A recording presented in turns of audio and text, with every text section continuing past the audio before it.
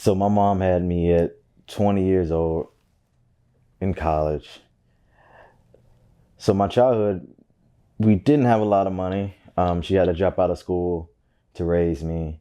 While she was at work, my grandmother took care of me, and we did not have a lot of money. My father had left the picture very early in my life, so it was tough.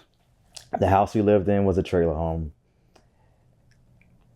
a 2 bedroom, way past the time it was supposed to be around. We had to put like wooden boards over the holes in the floor. We didn't have a bathtub. We would um, get this metal tub, put it in the living room, heat up water on the stove, pour it in there, and that's how I took my baths for the first couple of years of my life. Uh, so obviously as a kid, I didn't think anything was weird about that, but um, growing up now and seeing how I lived, um, definitely, it was definitely a lot different than a lot of kids. Um, at a certain point, my mom got to a point where she was making decent enough money, and we moved to a bigger city. Originally, we were from a town about 300 people.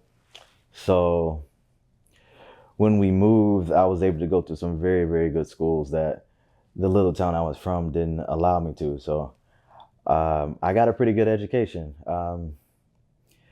Besides that, my mom was always really hard on me. Like, uh, she raised me in a way, a lot of people may not understand this, but coming from a black household, she would always tell me, like, you have to work harder than the average person. You can't just be good. You have to be great at everything you do because life is going to be harder for you. So um, I took that to heart, you know. On top of that, anytime we were in the car driving to school, driving to work, with her, she would have me listen to like motivational books like Napoleon Hill, Les Brown, tons of other people like that too. I don't know why. I don't know why she listened to that, obviously, but it definitely had a big impact on me. And I think that's the reason why she did it. I think she knew that, you know, I'm in the situation that I'm in, but I have the ability to allow my son to be in a better place than I ever was and give more to him than I was able to receive.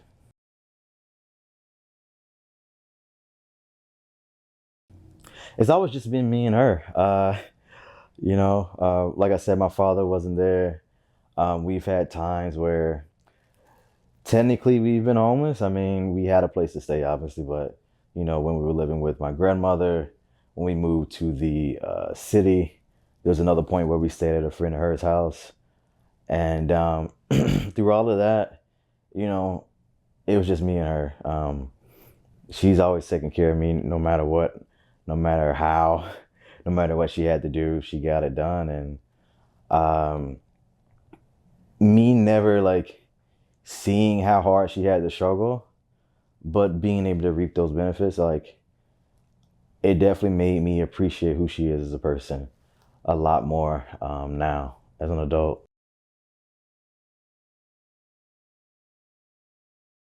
So I graduated school a year early. Personally, I just want to sit around and have fun with my friends, but my mom said you can't do that, so you need to get out of the house and do something, and that something ended up being the United States Air Force.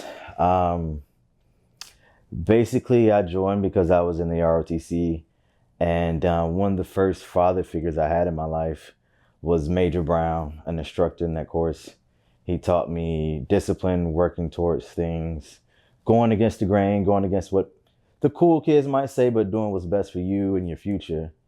And I respected him a lot. So at 17 years old, I signed up for the Air Force, the tryout for Special Forces.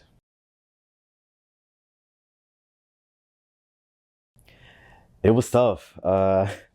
That was what I would call the first failure as a man, the first failure as an adult in my life. Uh, I put my all into that. I put my blood, my sweat, my tears, every ounce of me. I was broken at the age of 18, like could barely get up off the bed. I would have like anxiety attacks going into the training each and every week. And honestly, I never thought, it never crossed my mind that I would fail. I thought, if I keep pushing, I'll get past it, I'll make it through it, and I'll be what I want to be. So originally, I started lifting because I was like 130 pounds soaking wet. And I told myself, I washed out of TACP because I'm not big enough. I'm not gonna, this is just a setback. I'm not gonna fail. Let me come back bigger, stronger, faster, and do it again. But during that process, I started to put on muscle pretty quickly. I went from like 125 to 150 in a very short amount of time. And I remember one day I was sitting in class going through tech school for a completely different job than what I signed up for. And a guy told me, he's like, yo, man, you should look into bodybuilding. You're getting pretty big over there. And obviously I was not big at all for bodybuilders, but I was big for an 18-year-old in the Air Force. So I went to the local grocery store. I picked up a magazine and saw Dexter Jackson on the cover. And that got me hooked. That was it. Just getting into bodybuilding, it was difficult, Again, I'm 18 years old. Don't have a lot of money. The Air Force actually takes money out of your paycheck because they give you food and housing. But obviously, as a bodybuilder, that's not the food we should be eating. So I went into super saver mode. I didn't pay for internet. I didn't have a smartphone. I didn't buy new shoes. I didn't go out. I didn't drink. I can't drink because I'm 18.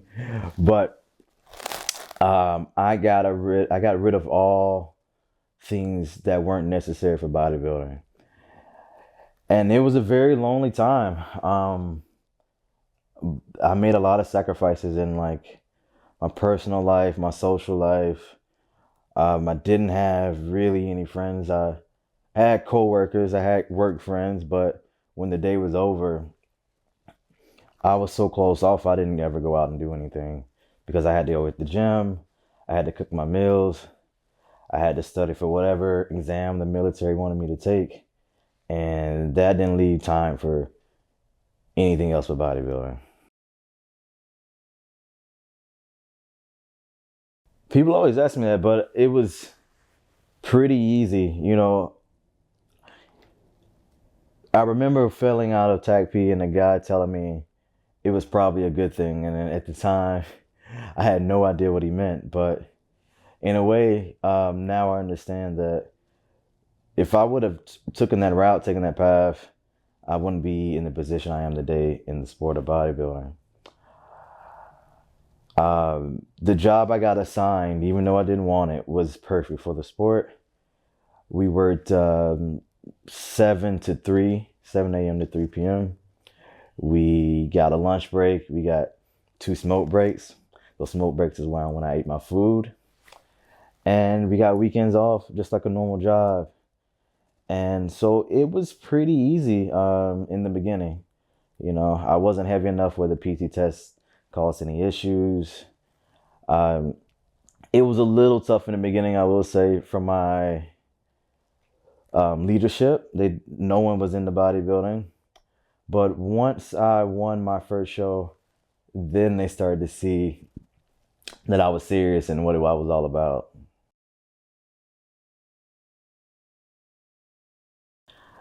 Matt was like a big brother to me. He believed in me before anyone else did, on the higher level of the sport. I remember reaching out to all these coaches. And mind you, I was the youngest pro in 28 years, 21 years old, but At that time in the sport, if you turned pro as a lightweight, that meant you were going nowhere.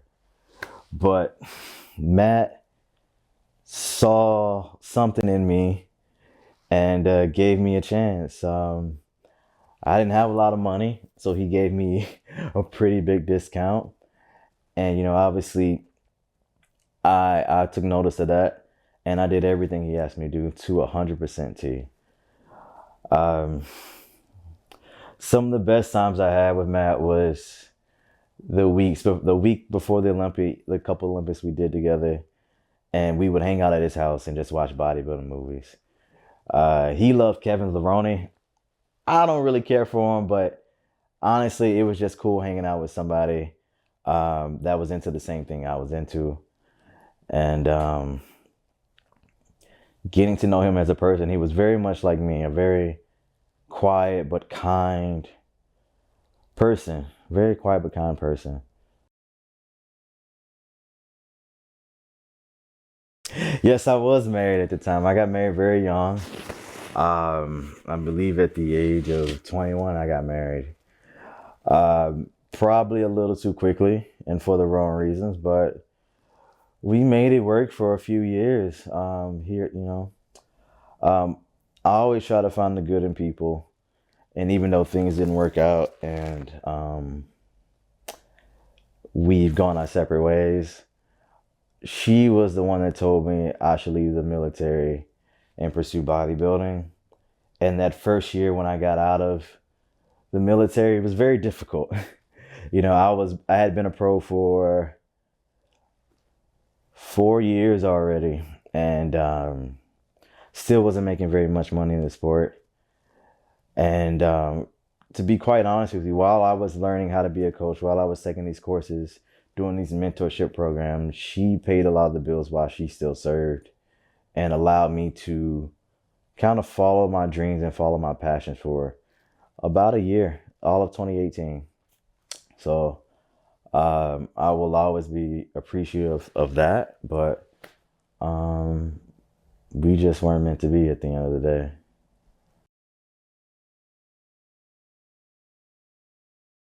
I've had one. I had one another relationship that lasted about a year. Another person that we weren't meant to be, but she did help me through a very hard time. After Matt passed away, I was not in a good place, and she helped me through that quite a bit. Um, I fell off bodybuilding completely. Uh, I was technically homeless for a while. I had literally just moved out of the place with my ex-wife, and I had got my sponsorship money cut. So uh, I wasn't making a lot of money at the time, and she was able to help me build my coaching business to a point where I could afford more than just a couch. Not more than I could afford more than just a chair and a mattress in my house. So, you know, yeah.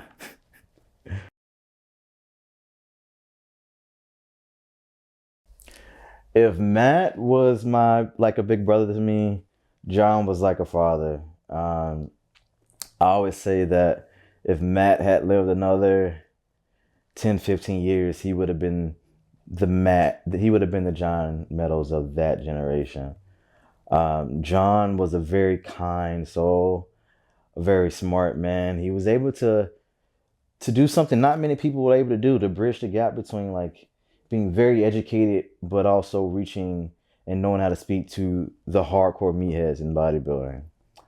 He I admired him for his business sense, his dedication to the sport, and above all else, he was a family man, and that's really what I want to be in life.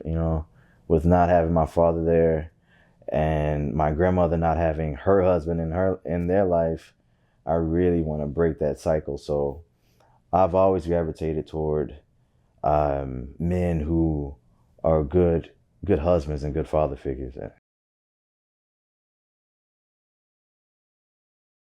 It was hard.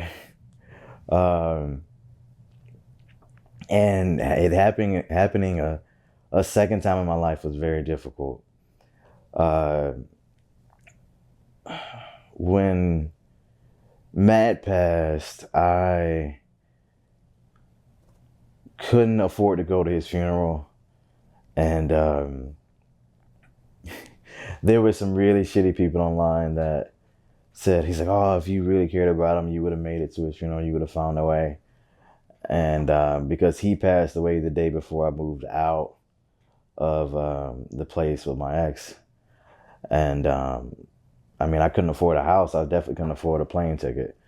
So I really carried that in my heart for a couple years. After every show, I would cry because I wish that he could see in real life what he saw, like the vision he saw. I wish he could have saw the vision he saw actually come to pass. And I felt like I needed to prove to him that I was worth his time and his effort. And so after every loss, after losing the Arnold, after losing the Olympia, um, it was mixed emotions. I was happy that the plan we had set forth had done something, you know, but at the same time, I was sad that we hadn't reached the goal we had set for ourselves. So, um,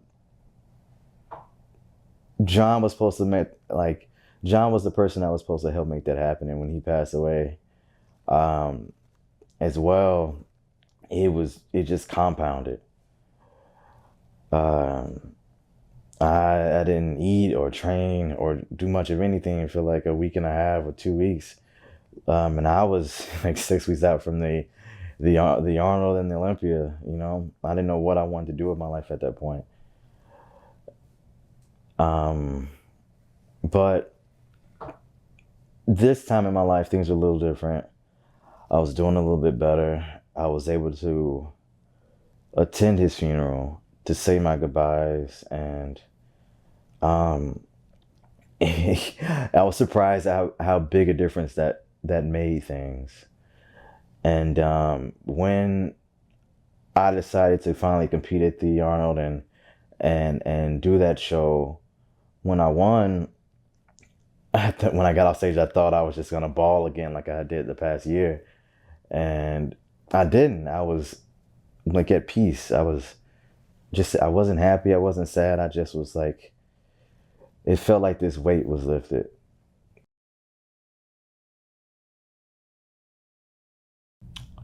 It's funny. I had reached out to a couple people in the industry um, to coach me, and I don't know if I they thought I had bad juju or or whatever, but I got turned down twice for coaching. The crazy thing is a couple days before I reached out to these two individuals, I had received a text from Yacine. I had known Yacine all the way back in the day, from back when I was with Matt Porter. He was a big fan of Matt. He came up to the booth to meet Matt, and then me and him got to know each other. We had done a couple events together. He had stayed at my house. I had stayed at his house in France. And when he reached out to me, he didn't reach out to me like some coaches do when a client, when an athlete leaves a coach, like, hey man, if you need coaching, I'm here. If you need some tips or advice, I'm here. No, he was kind. He reached out and said, hey, if you need any support, you need anything, just, you know, I'm here. And I didn't really say much at the time, but then I thought back on it and I said, this is who I'm going to work with. And it's funny because no one knew who he was. He hadn't worked with any big like men in the industry, classic guys are open, and um, but I believed in him. I knew he was intelligent. I knew he was smart, and I knew he had my best interest in heart as well. So um, I texted him. I told him, "Do you think I can be ready?" He said, "Yeah," and we did the damn thing. Yeah.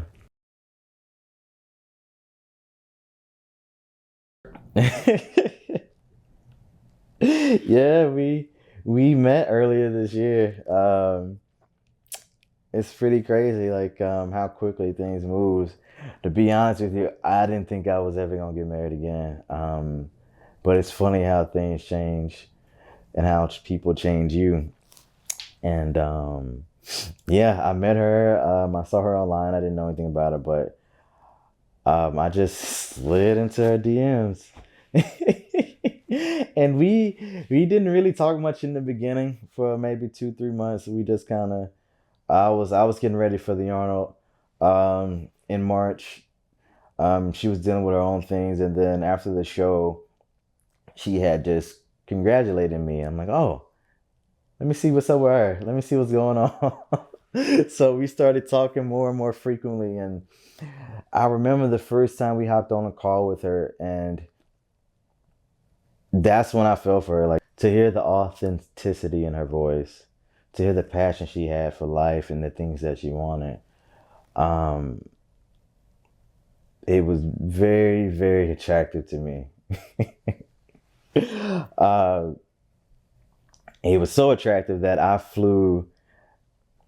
took a 44-hour trip to go see her. Yep. Um, so yeah, it was life changing.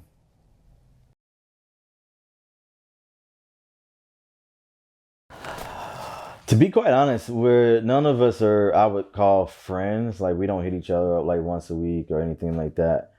But what I will say is we have a lot of respect for each other. There is a bit of camaraderie when we do get together, and I appreciate that. I'll be honest, in some other divisions, not gonna say which ones, there's a lot of drama, and it's nice that that isn't in our division.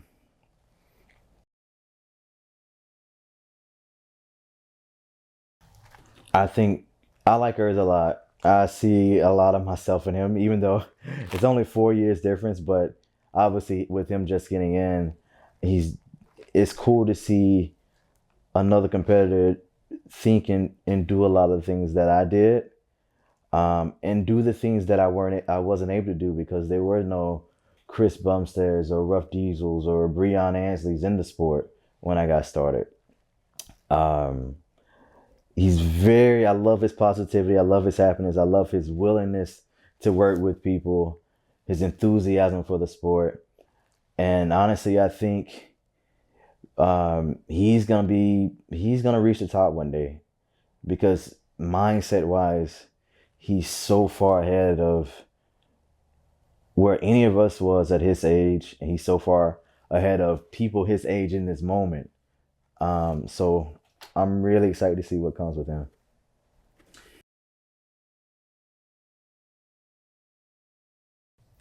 To be quite honest with you, um, when I first heard about him, obviously, I heard about him through his fans. And to be honest with you, in my mind, I always thought the fans were a reflection of the athlete. But when I got to meet Ramon, I was happily proven wrong. Ramon, even though we don't speak the same language, he's a very nice guy. He's a very thoughtful guy, kind guy.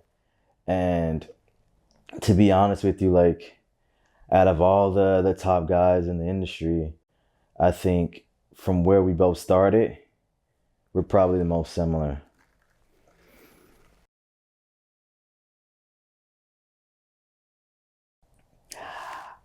Breon is the one I've known the longest. We did our first classic show together. I remember that after the first Olympia, I told him I was like, bro, I thought you should have won. And I know Danny might be upset when I say that, but Danny, you won it. You're Miss Olympia. I love you. Don't be mad. But I will say Breon, in my opinion, doesn't get as much respect as he deserves. Two-time Mr. Olympia, first ever Arnold Classic winner. That is a legend. No one has done that in the sport to this day, and I think we should give him his roses while he's around. you know?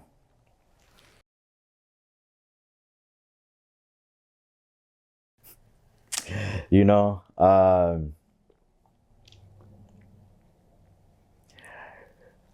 probably this I hear Chris's name more than any other person in the sport, just being in the place that I'm in. And I remember meeting Chris in 2016 at the Cadu Classic, and he was a big fan of mine at the time. He came up, he shook my hand. He was very, very nice. He doesn't like to tell people that was his first show. I hear all the time. His first show was 2018, but it is what it is. I will say this: Chris um, is an awesome guy, and even though I think as a Miss Olympia, some things should be done differently, I will say that he has been a great representative and face of Classic over the past 3 years. And to be honest with you, he motivates me to be better, not just on stage, but in the business world. And I think that's what's needed quite a bit throughout the whole industry, is to be able to manage those things and not just be an athlete.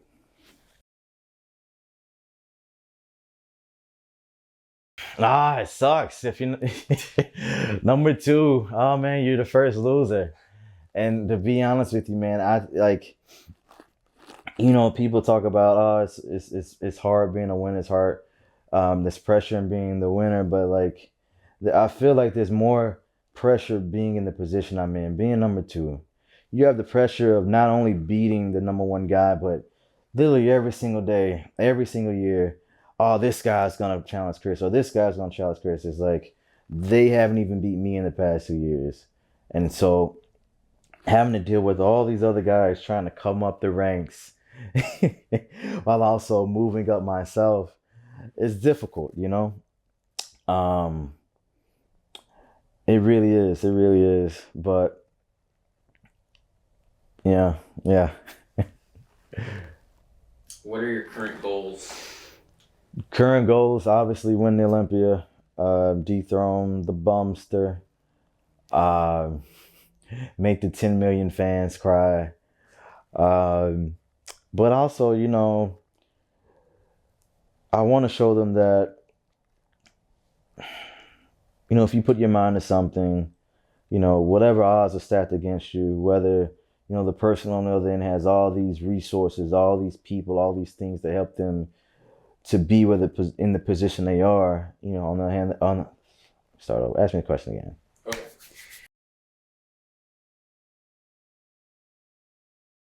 Current goals, obviously, beat the stash, surpass the stash, Chris Bumstead, win the Olympia, um, live a legend, become a legend. But beyond that, I've always felt like I've been the underdog in life, coming from a poor family, having to dig myself up, not having people or the resources that help me get to the point where I need to be. Um, I want to show people that you can, if you have a dream, you can reach it, you can attain it, you can do anything you put your mind to, if you put your all into it. Um, so that, but besides being on stage, just being a guy for the up and coming athletes and the people coming up. To be honest with you, the documentary Killer Sally just came out, and the sad truth of it is that's not too far from reality for most competitors. Not the murdering part, but the having your dreams die, and not in the sport of bodybuilding not being what you thought it was. So my goal is to build something in this sport. Be like the Leela Brothers or the Jay Cutlers or the people who were able to create a business and make bodybuilding profitable, something positive, something that they could, something that they can be proud of for the rest of their lives. So that's what I'm trying to do now with Granite. That's what I'm trying to do now with Iron Eden, is to build something that'll last to the end of my days.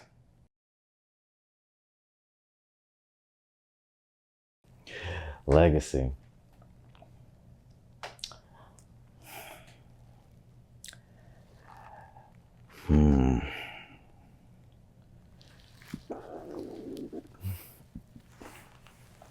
Obviously, it goes without saying, posing.